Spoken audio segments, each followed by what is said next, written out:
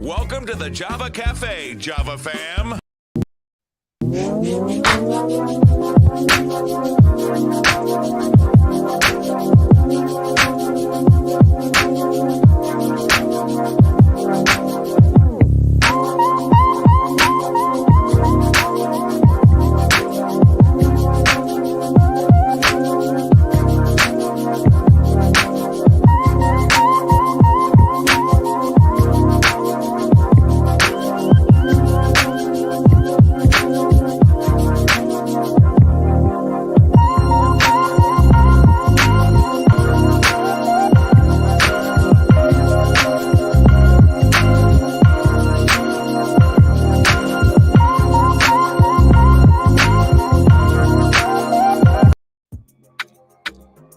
Good morning.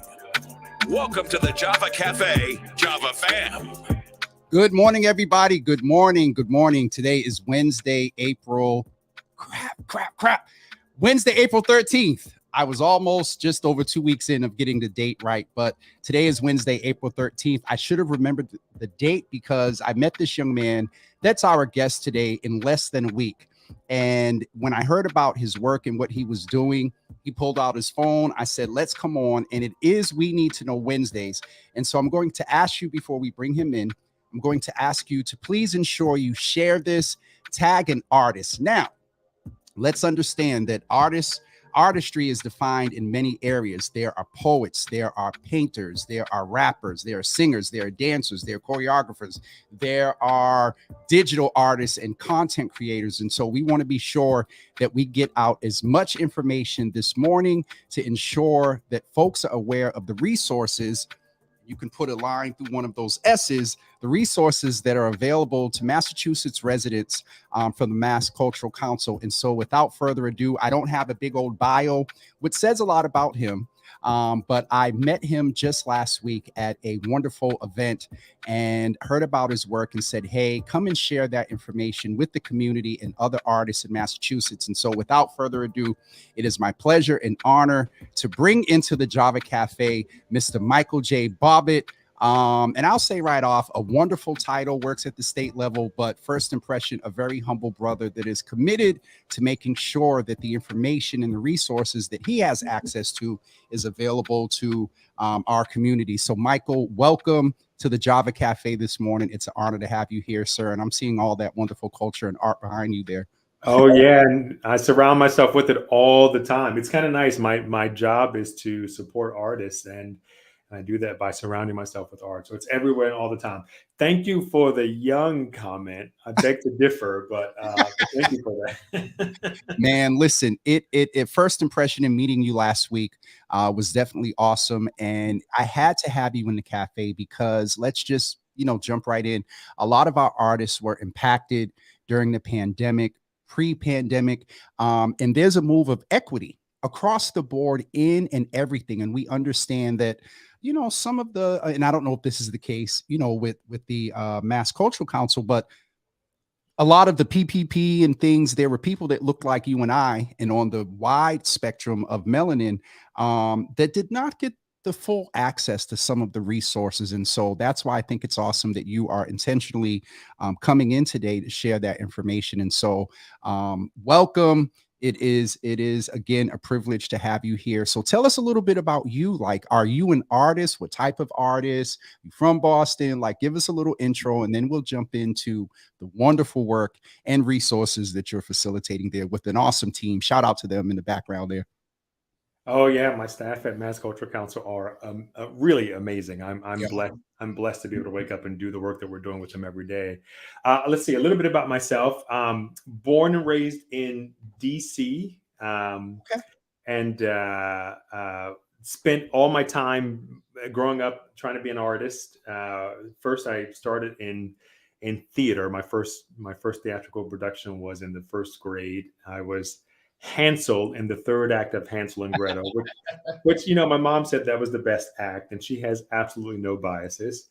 And then I actually moved over into the dance world and trained everywhere, Washington Ballet, Dance Theater of Harlem, and realized that at 6'2", 200 pounds, ballet is not not my friend. So I moved over to musical theater. Actually, and before that, I actually went to college to study trumpet, and got to do that, study European classical trumpet. Did that for many years, and then shifted back to dance, and then eventually shifted over to theater. Grew up in DC, also known as Chocolate City. Yes, sir. Listen, one of my favorite places.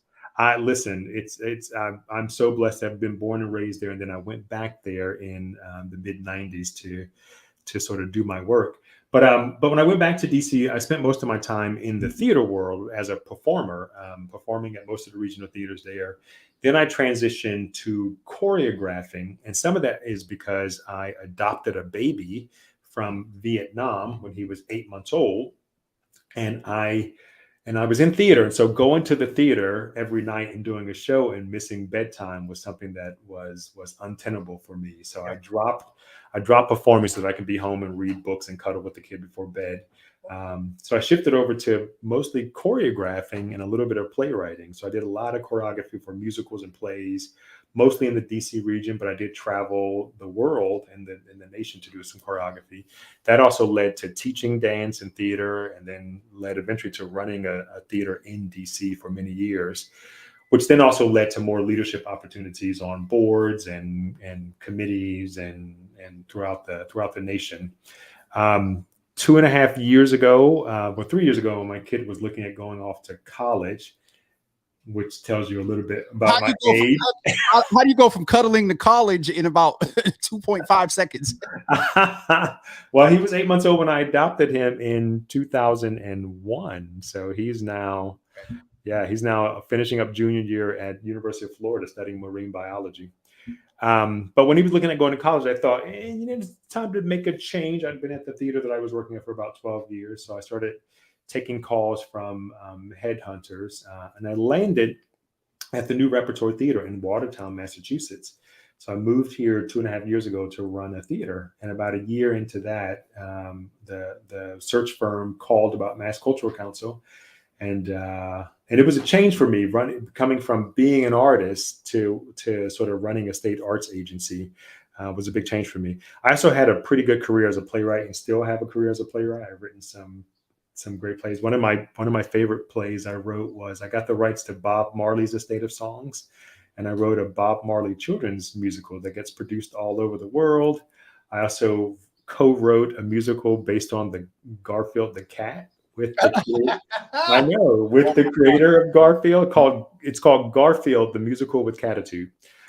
So I still write a lot, but for the most part, my full-time job is running Mass Cultural Council. So I'm glad that you took us through sort of your CV resume in the arts, because I wanted to intentionally bring out the point that you're not in a position that's overseeing resources and programming and things available to a population of which you are not familiar.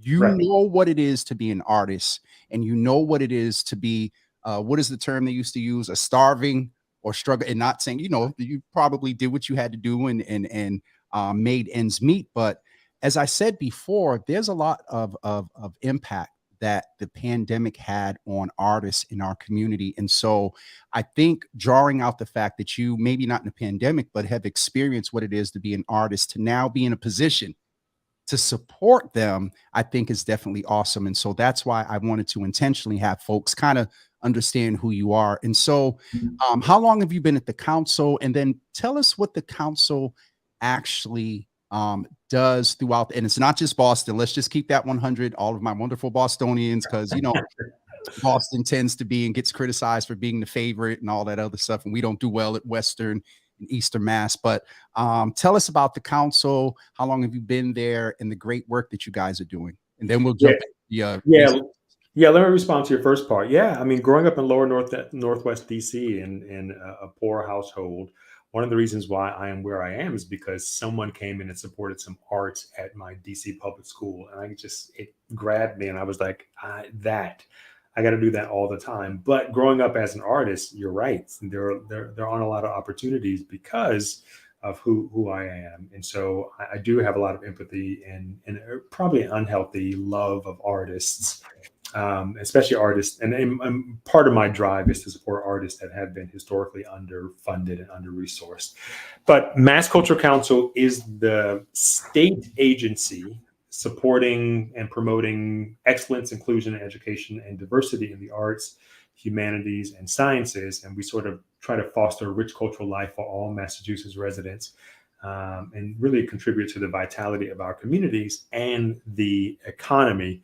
So most of what we do goes through grant programs, but we do offer some wraparound support services for artists that are looking to do professional development, and also organizations. Our funding goes to individual artists, to organizations that do arts and culture, sciences, and humanities, and also in some instances to municipalities that are doing artistic projects. My budget from the state appropriation. So basically I get funded from the state. So get to know your legislators and advocate for them, sign up for our newsletter. When we send you a note that says, send an email to your legislator, please do it. But basically they go through the process of figuring out how much money we get. Last year we got 20 million. There was 375 million for special projects. We also get 10 million for cultural facilities to help organizations that have buildings that need upgrades or building new buildings. We get a little bit of money from the National Endowment for the Arts. We also get some money from a piece of legislation called the Gaming Mitigation Fund, which basically comes from the 2% of the revenues from casinos, from the tax revenues from casinos. So it's about total about $35 million that I get to fund the sector. Also this year, back in December, through a lot of advocacy, we got an additional $60 million appropriation from the state for pandemic relief mitigation. So next year, I'll have $90 to $100 million to give out. He's choking on his coffee, y'all. Listen, so you say that so casually. I told somebody if I ever became a millionaire, I'd have it for 3 days. 1 day to get the property, 2 days to hire a wonderful team to write grants and sustain it, keep it going, and 3 days to get staff and have everybody just come and be the most comprehensive wraparound center in Boston. You got 90 of them.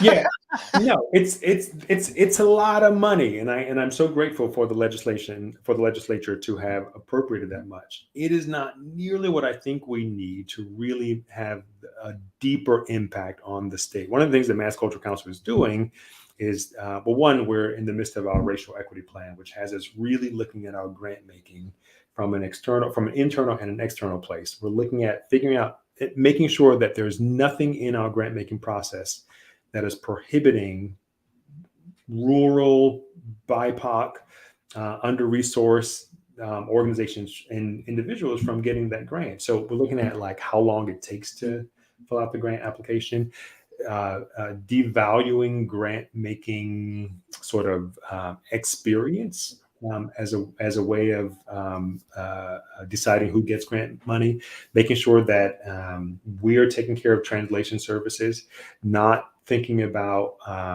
the mastery of the English language in the narrative portion, allowing people to upload audio and video submissions. So a lot of that stuff, looking at trying to figure out how to not have you attach so many different like documents and stuff. So it's a lot of work, and then the other part of that is that we're doing a lot of relationship building. We have people hired to just get out into communities, get to know who's out there, and then introduce them to the council so that they can be part of our portfolio. And our grants are all on cycles. You have to do applications. I don't have sort of discretionary money to just sort of throw people dollars here and there. So you have to apply through a series of grant cycles. But we do have 24 grant programs that we are administering. And it is for the whole state. And so that 90 to 100 million is not as much as I think we should. But I will say this, and this is sort of credit to all the artists out there, that we are the third largest sector in the state that contributes to the state revenues. It was 2.37 billion the cultural community contributed to the state GDP last year, representing 4.1% of the revenues that the state got. Okay. So there's a lot to unpack there. My first observation is you said that your priorities and sort of values are excellence, and then immediately you put inclusion. How did you come to those values? And then I have to name that I see that more than just a word when you explained about the grant process, making it language friendly and understanding that there are artists in rural areas and there are artists that may not have mastered English. Why was it important to you and to the council to right after excellence, you put inclusion? Yeah, and we're actually, and I will tell you, we're actually have in conversation about the word excellence, because the word excellence can be marred in bias, and sometimes it can be from a European perspective. And so we're really having a deep conversation about that and looking at sort of how we can define what we mean by excellence. And it may be like excellence in public value or excellence in community impact versus the traditional use of that word, Yeah. meaning like best. Because truthfully, our job is not to fund the best of the sector, it's to fund the sector. Mm. So someone just starting out deserves funding just as much as someone who's been in the field for about 40 years. But inclusion, I think, well, beyond the fact that I'm a brown person and I love brown people and I want to make sure you are supported as much as everyone else, but we also realize in the philanthropic world, and we're not philanthropy, we're grant making, but in overall in the philanthropy world, I think we have not done a good job of funding Black and brown people. And there's a ton of data out there that shows that based on the population, our funding to that field in almost every single philanthropic field or priority is way under where it should be. And so beyond the fact that there's a public outcry about this, the council started this work in 2017 before I got here. And so I'm just taking it deeper and deeper and deeper. What tell us about some of the grant programs that are available. You said that there are 24 basically streams or levels of support, and happy to support on this end, and either go to the website and we control through them, because people know that, you know, we do things organically and in real time, and I've been known to wait and bring up websites and then share it. So I want to make sure that today we take advantage of you being here, and we do in real time what you just said in making people aware, especially BIPOC artists, LGBTQ plus, the whole gamut of marginalized communities.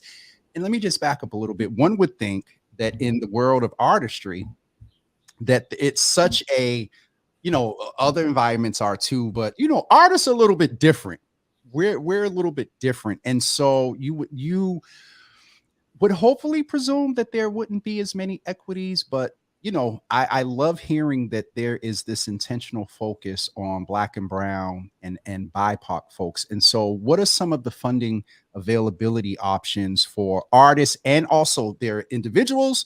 And let's name that you also fund artistic and cultural programs again throughout the state. And so the 90 million now, and you reminding me it's throughout the state. Yeah, it doesn't. It's Yeah. yeah, and you know, but right, and it's, you know, somewhat of a lot of pressure because I don't have enough resources to really support all the things that organizations need. We have to have competitive grants, which means some people have to be told no, and that breaks my heart. And you know, one of the big pressure points is that my title unofficially is the most senior government official in arts and culture for the state of Massachusetts, which means that I got to get around to every community and hear about people's pain points. And so that just makes it hard to sort of, when we have to say no. But so our grant programs are basically 4 different categories. We have artists, and in that grant we do fellowships, and that's anywhere from $15,000 to $5,000. Okay. We have apprentice programs where a young artist can work with a master apprentice. And then in our youth program, we have creative youth development. program organizations doing creative youth development in communities. We also have a residency program, so artists can go into schools and work with the kids in the schools. In our community programs, we have 2 legislatively mandated programs. One is the local cultural council. So in almost every single city and town in the state, there is a municipally appointed council that gives grants out to artists and organizations in their communities. So that money comes from us. We give it to them, and then they re-grant it. There's also cultural districts in the communities program. So there are 51 in the state, I think 3 in Boston, and we give them a little bit of funding every year to do programming or marketing. There's also festivals and projects. So people that are doing whatever kind of festival, those actually just were announced, I think, end of last week, and project grants. So if you're just doing a project, you can apply for money for that. There's also organizational support, and there are a couple of those. There's that gaming mitigation fund. So basically any organization that is affected by the casino is eligible for money for that. There's general operating support for organizations. So just because you're an organization doing great work in the county, you can apply for general operating funds. In the state, you can do general operating funds. And then we also have our cultural facilities fund. So if you're thinking about building a new building, or if you need to upgrade your roof or your HVAC, you can apply. Improve your studio? Improve your studio. I mean, and that money is capped at $200,000. So you can apply for up to $200,000. And we also give money for people that are doing a study about whether or not they want to do a upgrade to their facilities. So we'll help you cover the cost of bringing someone in to. So it's a lot of support out there. I mean, I'm just sitting here, and I use the word lightly, but I'm trolling the website, and I'm just like, oh my. And so this is really broken down in a manner that you can go through the different. I like how you have a communities portion there, because there are different sub communities within the artistic. I'm noticing right here that the pop-up is coming out in Spanish. And so I wanted to make sure that folks had this information. I'm going to go figure out how to get this back to the home. Well, let's just go here. I told you this stuff in real time. So this is the home screen. Yep. So you see the 4 categories at the top there. Artists, art, youth, communities, organization. That's where all of our grants are listed. Okay. And then you see on the side that I'm glad you said that translate button. So it translates into multiple languages. And if you need the grant application translated, we will cover the cost of getting that done. We also have a Zoom-like room where you and I can be speaking different languages, and there will be someone in the background translating the language for us. That is awesome. And so this is where you guys can go to the website. I did put it in the comments as well. And so look under the first 4 tabs up at the top and find where you fit within the different resources that are available. And we'll go back.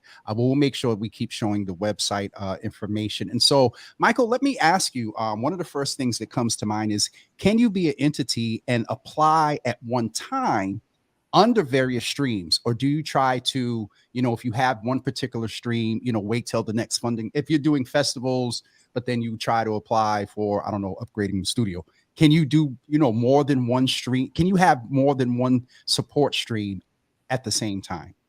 Yeah, and oftentimes artists organizations will apply for multiple grants through us. And we are having a conversation because it is this much money for these many people. So we're having a conversation about how we can spread the money out more. But yes, if you're an organization, you can apply for multiple grants. You can also apply for grants through the local cultural council program. Similarly, if you're an artist, you can apply for grants from in the artist fund and also the local cultural councils. So there's plenty of ways to get that. The other thing I was going to say is that there is an e-newsletter yes, you can sign up for, and which I did. Y'all need to sign up for it as well, because I did. And add all kinds of alerts on it so that you read them. We also have all the social media platforms. So if you're more on social media, try that as well. We want to make sure everyone is seeing the grant opportunities as they come out. Okay. And I forgot that I wasn't showing the screen anymore. So I'm over here trying to navigate. And so People are really tapping into this information. And also, I have a question, if you don't mind. If you applied before and was not approved, can you apply again? Yes, the following year. The And, following year. Okay. yeah, and what I would say to you is that if you did not get approved, call the program officer. Okay. They And will. Yeah, they keep, especially if it's a panel review, they keep feedback from the panel. yes. And the other opportunity I will say, especially for individuals, is that we do hire people to be panel reviewers. So you can get paid to be on the panel to review the applicants. And then that's going to inform you about the next panel, because you'll have that experience of seeing what the panel, how the Exactly. panel converses about that. Exactly. I've been on both ends before, a panel reviewer, and also have applied. And it is very important. So that again speaks to, your process and philosophy and how you guys are operating, because it is helpful. Hold on, I see something does not include writers. Let me, I just saw this. I'm sorry. Sometimes the comments pop up, but let's just close that point. I forgot it that quick. Heidi, you threw me off. Heidi is an author, has a few books out. Where do authors, poets fit within the spectrum of this support opportunity? In the individual grant category. In fact, I think this year was the poet. Typically, the discipline of art does rotate because there's so many disciplines. I think Yeah. this year was the poetry year, but check the website. I'm not exactly sure if that's true. Okay. And I think it includes novelists as well. Okay. And so again, I said, earlier when we were talking before we went live, I see that someone tagged C4, who is a popular rapper, here in Boston. And so rappers, again, if you are an individual artist, no matter what your artistry is, you apply individually. I would presume in the app process, you have like the top 15 artist categories. And I presume there's a other there that maybe people can check. And then, yeah, and part of our racial equity work, the artist team, in fact, I'm meeting with them today, is having a conversation about expanding that to make sure that it's all inclusive. Because I want to make sure that all the digital artists, DJs, drag queens, street artists are all included and are eligible to get grant money from us. I told you things happening because Michael, it just to hear someone name, excellence and inclusion. I had an impression of you last week, as far as being a good brother, but to hear how that is being infused in your work in the position and ensuring, we covered everything: producers, engineers, drag queens, DJs, and let's just park for a minute, because that is a true sign of equity within Black and brown communities, because there are some municipalities, excuse me, that discriminate. If you are having an event with a live band, my experience has been your permitting process is a little bit easier. However, I know for sure for some DJs, if you are having a DJ event, let's just parenthetically, our community, BIPOC, Black and brown hip hop folks tend to have more DJs than we do live bands. And I've been told that there is a harder process when you check off DJ. And so I bring that up to say that the fact that you are intentionally including DJs, you look at people like D Nice. There were many a night, sir. Yeah. Face, yep, just like me. That he saw us through the pandemic, and so I really, I want to be sure, and people can go back and watch this, but I was adamant about trying to get the information out, because oftentimes we'll say, no one's doing nothing and no one's supporting, and I got to give up my craft and go back to work. No, there's opportunities, not guaranteed, but at least do the research, fill out the application. At most, you'll leave with a no, with guidance for next time a year later. Correct? Yeah. And like I said, right now, literally the staff is going through a whole auditing of every single grant to eradicate anything that is inequitable, anything that, we have had conversations about the community dance center, where the executive director is the only staff. So she's writing the grant, she's filling out all the finance stuff, she is cleaning the toilet, she's choreographing the dances. She has an hour to fill out an application. Yeah. So we got to figure out how to make sure she can be just as successful as those organizations that have a staff of 10 filling out their grant application. And then one of the other things I was going to say about the panels is that we are part of one of our action steps is to assure equal representation on our panels. Yep. So all of our panels are, we make sure we have at least 50% people of color represented on those panels. Okay. So there's opportunities there as well. So there are opportunities. You would presumably want the panelists to have some sort of art experience. And so there's opportunities to be supported as an artist. There's opportunities if you're not looking support as an artist, but you have maybe had good experiences around equity or not so good experiences around equity and may want to add your experience and lens to a panel process. So again, I find myself saying that in this particular space today, we can't fall back on the, it's not fair, it's the man, no one's doing anything. And so that's why I really wanted to make sure that artists and engineers and DJs and everybody that falls under that artistic category has this information. Michael, let me deviate a little bit. And I'm sure you can speak to this. Java with Jimmy definitely moves in a space of mental health, self-care. You personally, on behalf of the council, whatever, how much do you value the impact of the arts on our self-care? We can keep it within the past 2+ years or it just in general, but speak to the artists that contribute to keeping us smiling. Some of us were dancing in our living room. Some of us were literally watching people paint on Zoom and things like that. What is the value of arts as we're approaching this, hopefully, post-pandemic period?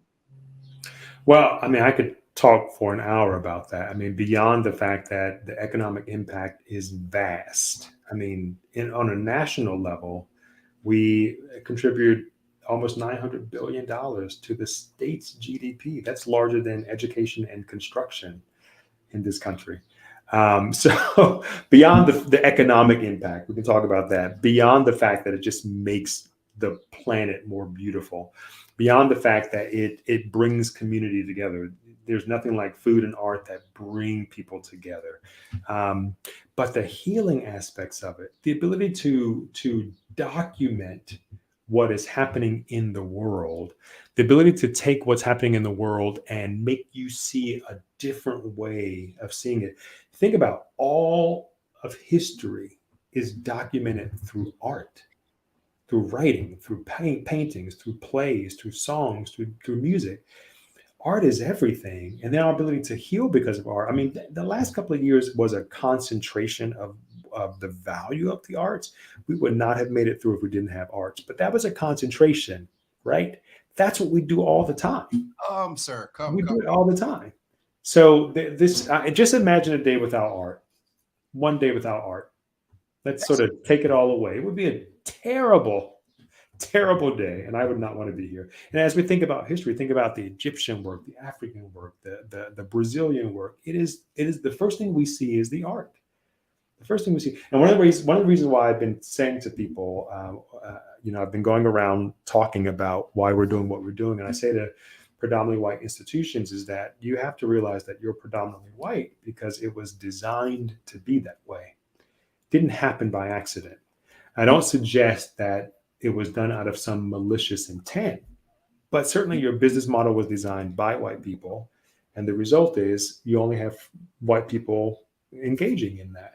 And so if you want to redesign, if you want to be inclusive, you have to redesign the business model with people of color in the room and at the table. You can't do diversity without people of color, but you have to redesign the whole business model. And then you're going to have more people of color engaging.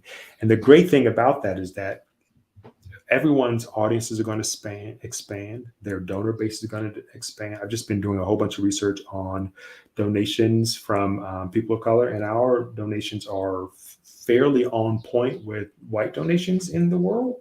We just don't talk about it. And the way we donate is a little bit different because it comes through social media or crowdsourcing. Yes. Or even just paying our tithes, So we contribute as much. And so everything is going to grow. And the thing about people of color is that when you ask someone what makes you a person of color, they talk about the art.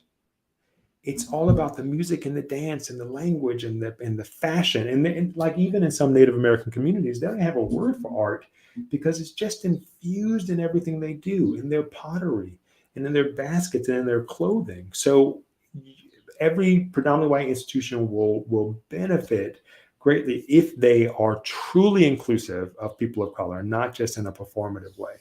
But I don't, not to say that we need to be involved with them, because we can create our own stuff and do it really, really well.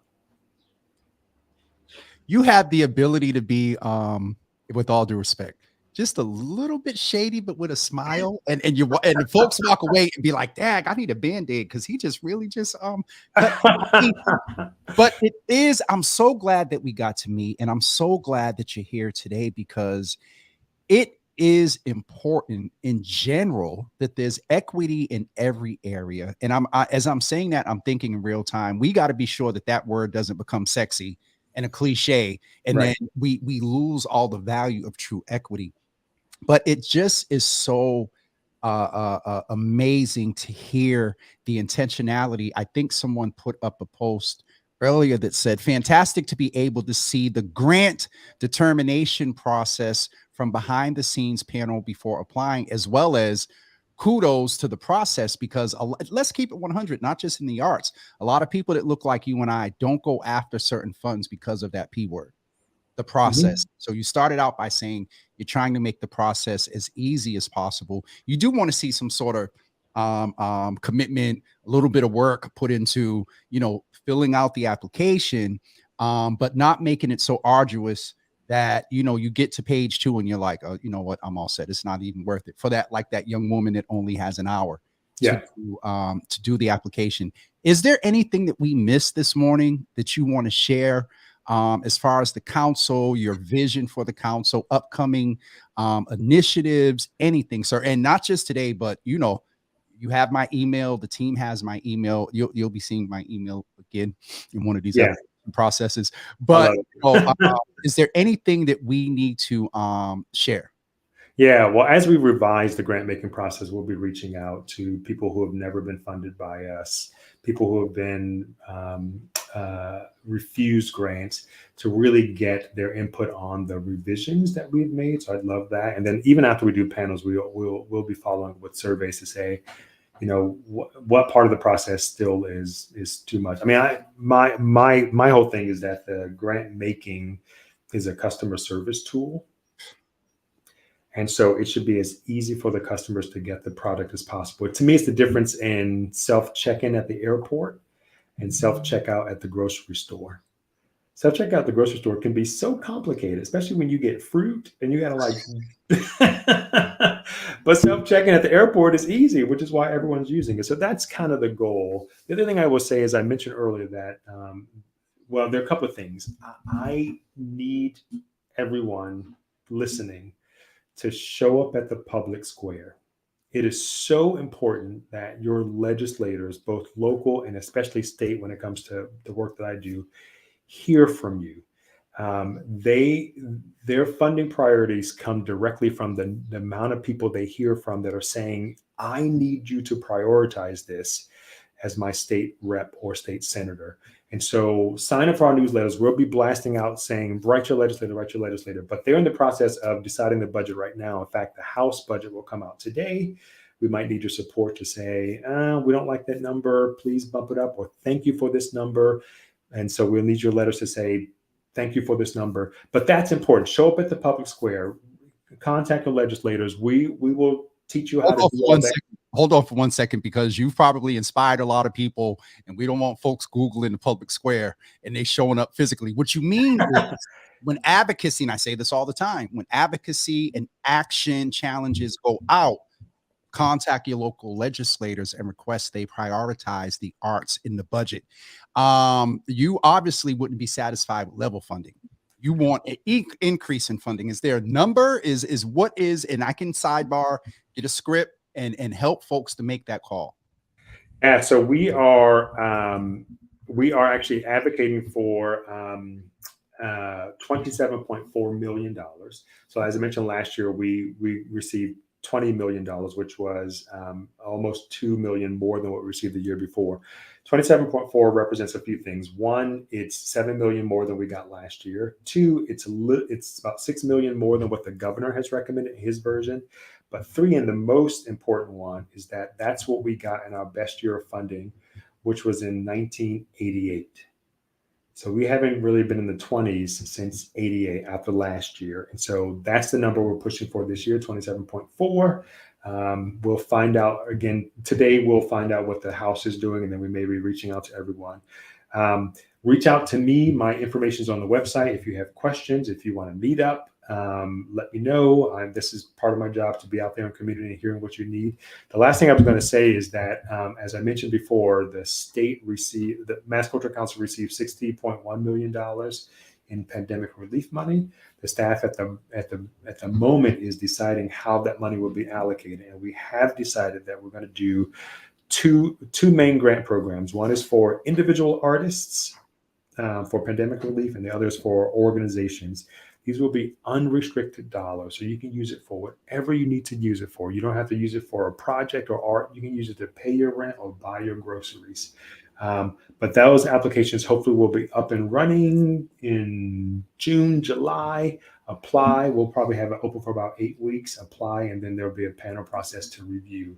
But we want to get investments to you. It's so important, and I will be personally disappointed if I don't see thousands of Black and brown people applying for these grant applications.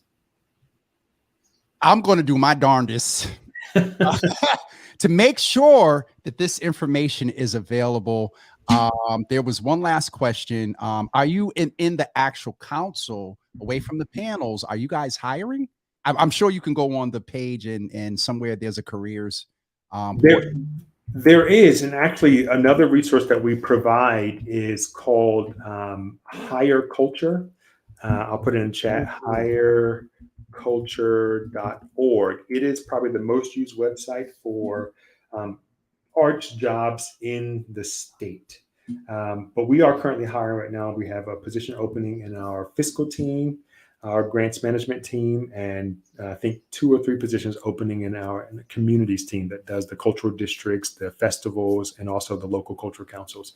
So get on the Higher Culture website. There's hundreds of jobs open, and then we are also accepting applications as well. And the last thing I was going to say, as far as advocacy is concerned, signing up for Mass Creative, which is our advocacy partners. They have an easy way for you to reach out to your legislators, state legislators, to help us promote our advocacy efforts. I just love how you and I are up here utilizing technology in real time, and I'm getting all this information as you're putting it in the private chat. And so listen, folks, as we get ready to wrap up, there are 3 websites, and I tell people often, Michael, to take a screenshot just so they can go back. So you can go to the Mass Cultural Council to look up individual support opportunities, and also if you are an entity, if you are an artist, and if I understood you right, this is where folks go to sort of, it's a public square of hiring, or if they need artists or GB bands or whatever. You can post jobs, and you can also apply for jobs through that site. Okay. For free. And then also tell us once again what the Mass Creative site is. This is our advocacy partner. So they have easy ways of helping you get to your state legislators and sending notes and letters and emails to them. So if you need some guidance, you can, because, a couple of folks I'm going to text after this thing and say, hey, state rep, hey, state senator, 27.4. But if folks need some guidance or not connected, this is the website you go to get guidance, to get connected with the legislator in order to make those phone calls, send an email. And then, have you all ever had to have people physically show up in the public square to advocate? That would be awesome. Yeah, there used to be, I don't know if what they called it, but I think it's something like an arts advocacy day where we actually went to the State House, met with legislators, talked about our goal. I don't know when that's coming back. So most of the way we're doing that is me literally meeting one-on-one. Like last week, I think I met one-on-one with about 20 legislators. And today, actually, I have 5 or 6 to meet with. You sound like me. Like, Yeah. is there any opportunity, though there is a process, is there any opportunity when they said you said your contact information was on the website, if you're able to go in with 100 letters when you're meeting with the legislator or anything, is there any way that we can directly support you, your advocacy, and your position? Yeah, so well, we coordinate with Mass Creative, but Okay. so often when we advocating for a specific number. The House, like I said, is meeting today. They'll come back with their recommended number. If we like it, we may say reach out to them and say thank you for the number. We're really happy. If we feel like we want an amendment, we may say please amend this and give them what they're asking for. But the emails that we send out will be very specific about what the ask is. And through Mass Creative, there's like a 2-minute email where you can like personalize it, and it'll send a note to all of the legislators that you wanted to send to. So it's really easy, like 2 minutes. So it's 2 minutes, folks, to get us to a point beyond level funding here in the state of Massachusetts through the legislature, $27.4 million, in addition to all the other resources that are there at the Mass Cultural Council. Michael, I appreciate you. I really, really do. And I look forward to chatting with you again. I'm going to troll these grant opportunities. And now that would be awesome. You do one grant and then you just check. No, that's a dream. Actually, I reached out to Common App. Remember the college application? Because my kid just went through it. Where you fill out one and it goes. That years. Yeah, I reached out to them to say, hey, have you ever thought about one of these for grant making? And so I need to reach out again, but that would be wonderful. You're doing so much, sir. And again, I know, and I saw how they quickly interacted when you sent the email. They made this happen. They got me links. They got me signed up for the newsletter before I could even retweet this morning. They were on Twitter tweeting from the council. And so I just want to acknowledge the wonderful staff there that support and help you. And Michael, let's give him what they usually do in the comments virtually is, and it's already there. They're saying thank you, but more than the thank you, with all due, folks, go and follow, sign up for these newsletters, check out these websites, make the calls to your legislators. And again, share this video and information, tag artists who I saw Auntie Paula was in here doing, so they can get, you're doing it at a macro and a micro level. And then everybody is caught in between. And so, sir, I appreciate you. You be encouraged, because I know in this fight, sometimes there's some days you want to sit in a meeting and say some things. And so we strengthen you, sir, and y'all send some love and support hearts his way in the comments. And anytime you need to come back, sir, and make us aware from or if you need to connect me with Mass Creatives and they can come on and say a little, something more passionately than you can as a state official, you just let me know and we'll avail the platform to them. I will do that. Thank you for having me on. Thanks to Carmen Plazas and Ann Moon Petrocelli for helping me figure this out and connecting us and getting the word out there. And y'all invite me to your stuff. And like when you do that, my cell phone will be in the email and then we can connect via text. But I'm here for you and looking forward to working with y'all. So the last thing I heard was if they're having an event, invite you. Yeah. So you can be more familiar. Right. But at least the invitation. Well, I love art. So like, tell me what you got going on. I'll show up if I can. Okay. Michael, thank you. This was refreshing. This was one of my deep but refreshing interviews, and so I appreciate you, sir. I'm here, and your team is definitely going to see Java with Jimmy again soon when these dates open up for grant opportunities. Thank you, sir, so much. Thank you so much. Thank you all so much for having me. Talk soon. Listen, everyone, that was one of the most informative videos. I wish we had more artists in the room, but hopefully they'll go back and watch. There are opportunities. If you're crocheting and creating art with little flowers and stuff, and you're doing stuff with some young girls to keep them off the street or talk life skills apply. All right. Tomorrow morning, I don't know if you saw yesterday, I had Alex Goldstein in, who is kind of the facilitator, and he talked about a lot of the climate equity that the firm is working on. And so tomorrow, some of his team is coming into the room. As I've been mentioning, we're having a Java on the waterfront sometime this summer. I think it's going to be June. And so the team that is really working to bring equity and help BIPOC and Black and brown people get and take advantage of the waterfront, they're coming in tomorrow morning at 9 a.m. And I think that's it for me. Yes, next Wednesday, we're going on location at an awesome program in the city of Boston that trains members of our community to be chefs. And so, and they're feeding me. They asked me what did I want to eat, and I told them what I wanted to eat. So next Wednesday, we will be live on location. That location and that program will be revealed the beginning of next week. And that is it for me this morning. Thank all of you that showed up, that was here this morning. And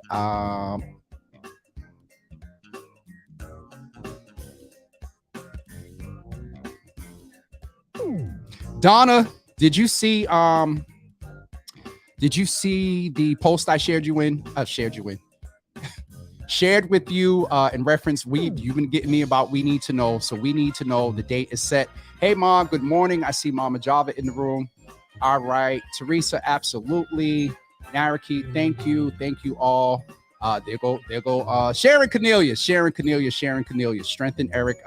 His name is Strengthen Eric and Michael. I don't know if you were talking about Michael, but Strengthen Eric and Strengthen Michael. I'm getting off of here, everybody. Have a wonderful today's Wednesday. Have a wonderful Wednesday. Ma saying good morning to Props. Excuse me. Y'all have a wonderful Wednesday. We Need to Know, speaking of We Need to Know Wednesdays, April 23rd. We are coming together 4 years later.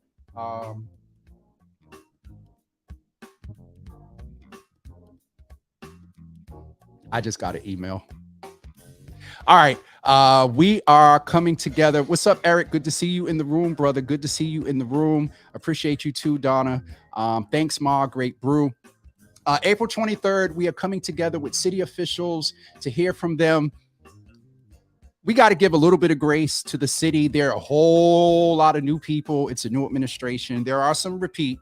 There's some people that are legacy staff that are there. But on the 23rd, we're going to gather at Kay's Lounge at somebody say 11 a.m. 11, not 11:45, not 12. 11 a.m. We're coming together at Kay's to Misha. What award are you talking about? We're coming together to talk about violence. The last couple of days have been very interesting, and the marathon public safety press conference happened, and here we are again waiting on how it is the city is going to work with us around addressing issues of violence prevention, intervention, and in the worst case scenarios, trauma response. So we're coming together on April 23rd. 25% is going to be spent on naming the issues. The other 75% is we're going to talk about solutions, community driven, community involved, roll our sleeves up and help more than what some of us are now. Let me turn this down some because I didn't mean to go this long. More than some of us are now. But anyway, April 23rd at 11 a.m. The flyer is up. Eric, you better let me know, brother. I'll have a chair right here in the studio waiting for you, sir. Especially if it's after I go and get some of that. You can apply to upgrade the studio, Jesus. Anyway, I'm getting off of here. Props, good to see you in the room. Good to see you in the room. All right, y'all. Who's building the carbon? Their carbon. Anyway, I think I know what that means. You all have I'm so confused. Here y'all go. Please talk about rent and parking. Well, no, the We Need to Know is around the violence, Pastor Marion. But I will tell you all, 2 weeks from today, Mayor Wu is starting her monthly series, We Need to Know with Wu, every fourth Wednesday, unless there's an emergency. I had to submit to that. James, we can't commit that she'll be there for sure because things may happen. But 2 weeks from today, the mayor is coming in. And so, Pastor Marion, that would definitely be a time to put questions in the comments there. All right, guys. I am out of here. Have a wonderful, I got to get out of here because I have an appointment and I got to go get stuff out the cleaners so I can have something to wear. Y'all see, I got the old hoodie on. All right. I'm off of here rambling now. Have a wonderful Wednesday, everybody. I really, really appreciate y'all for being here. All right. We'll talk to you soon.